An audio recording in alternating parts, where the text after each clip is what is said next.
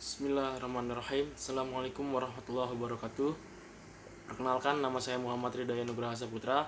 Di sini saya akan mempresentasikan tentang fungsi dan juga peran bahasa Indonesia dalam pembangunan bangsa. Di slide pertama ada tentang latar belakang. Latar belakang dari bahasa Indonesia itu tersendiri.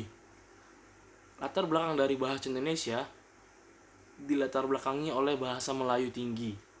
Dalam perkembangannya, ia mengalami perubahan akibat penggunaannya sebagai bahasa kerja di lingkungan administrasi kolonial dan berbagai proses pembakuan sejak awal abad ke-20.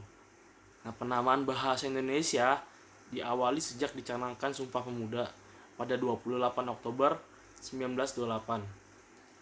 Untuk menghindari kesan imperialisme bahasa apabila nama bahasa Melayu tetap digunakan, makanya diubah jadi bahasa Indonesia.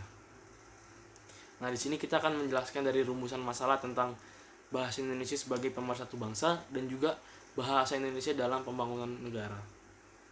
Nah, sejarahnya itu bahasa Indonesia yang dipakai itu adalah berasal dari bahasa Melayu. Bahasa yang sudah lama digunakan sebagai bahasa perantara terutama di Asia Tenggara. Nah, selain itu, secara resmi bahasa Indonesia dikumandangkan pada peristiwa Sumpah Pemuda tanggal 28 Oktober 1928. Peresmian nama bahasa Indonesia bermakna politis sebab bahasa Indonesia dijadikan sebagai alat perjuangan oleh kaum nasionalis yang sekaligus bertindak sebagai perencana bahasa untuk mencapai negara Indonesia yang merdeka dan berdaulat. Untuk kedudukan bahasa Indonesia sendiri, bahasa Indonesia mempunyai dua kedudukan yang sangat penting, yaitu sebagai bahasa nasional dan juga bahasa negara. Nah, macam-macam di sini fungsinya.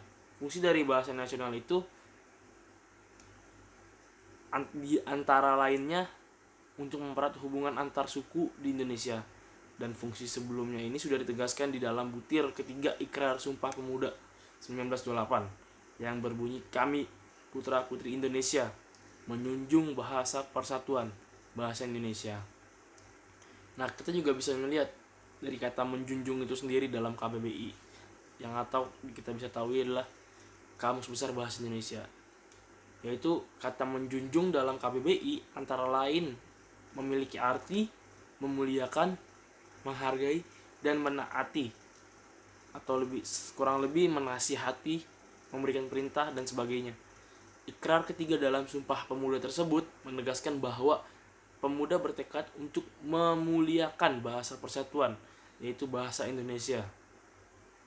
Pernyataan itu tidak saja merupakan pengakuan berbahasa satu, tapi merupakan tekad kebahasaan yang menyatakan bahwa kita, bangsa Indonesia, menjunjung tinggi bahasa persatuan, yaitu bahasa Indonesia. Ini berarti pula bahasa Indonesia berkedudukan sebagai bahasa nasional yang kedudukannya berada di atas bahasa-bahasa daerah.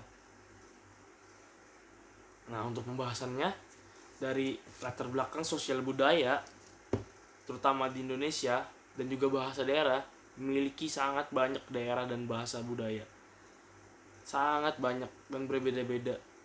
Tapi itu bukan berarti menjadi masalah untuk kita, karena kita memiliki bahasa Indonesia yang dapat menghubungkan satu sama lain, sehingga kesalahpahaman sebagai akibat dari perbedaan latar belakang itu tidak perlu kita takutkan.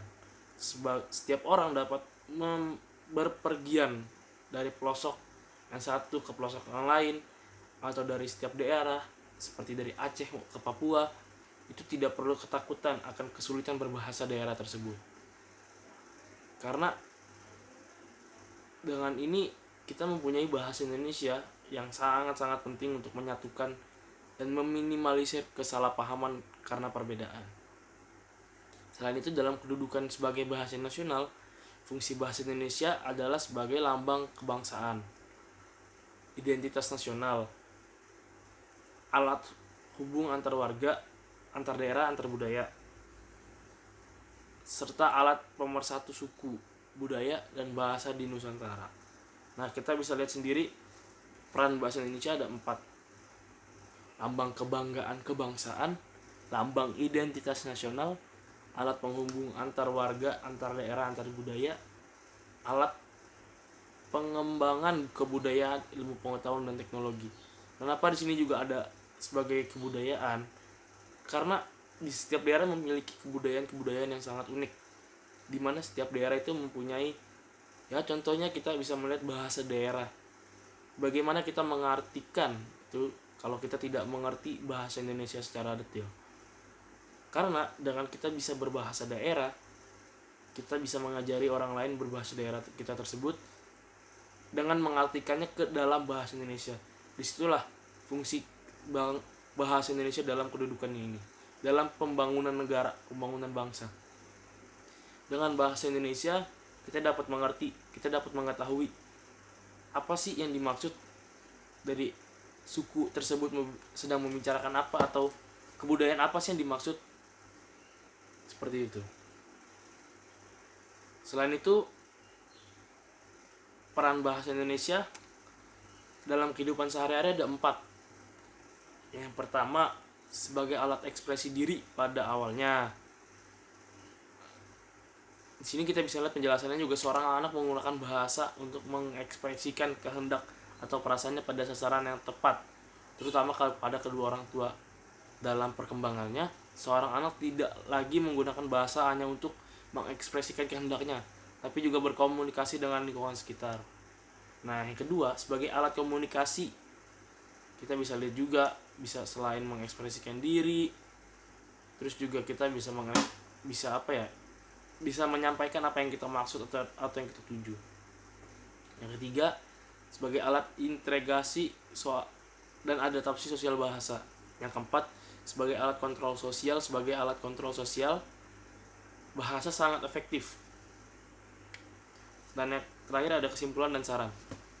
Kedudukan dan fungsi bahasa Indonesia di wilayah NKRI adalah sebagai bahasa nasional dan bahasa negara.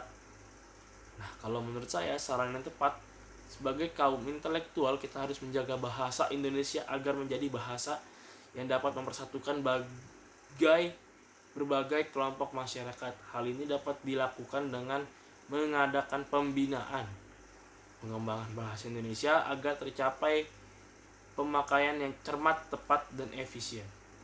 Sekian dari saya. Mohon maaf apabila banyak kekurangan. Wassalamualaikum warahmatullahi wabarakatuh.